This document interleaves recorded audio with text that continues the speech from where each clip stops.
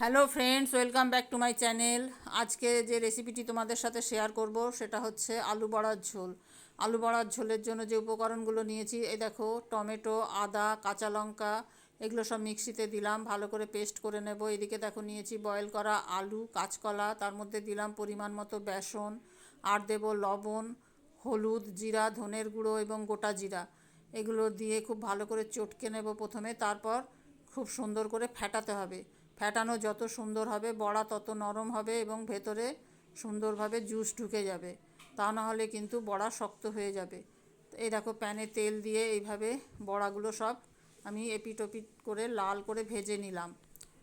এরপর দেখো নিচ্ছি যে মশলাটা পেস্ট করেছিলাম, তার মধ্যে জিরা, ধনে, কাশ্মীরি লঙ্কার গুঁড়ো।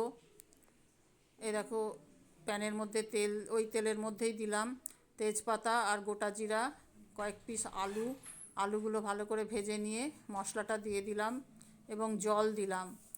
এটা ফুটে গেলে এই দেখো এর মধ্যে লবণ দিলাম আর সামান্য মিষ্টি দিলাম, দিয়ে ঢেকে দেব। এটা ভালো করে ফুটে গেলে তারপর ঢাকনা খুলে এবার বড়াগুলো দিয়ে দেব। বড়াগুলো ভালো করে ফুটে গেলে তবেই ভেতরে জুস ঢুকবে। খেতে খুব টেস্টি বন্ধুরা।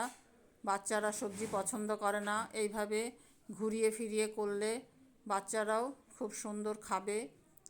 দেখো, নামানোর আগে দিলাম ঘি আর গরম মশলা। কত সুন্দর দেখতে লাগছে বন্ধুরা, দেখো খেতেও খুব সুন্দর হয়।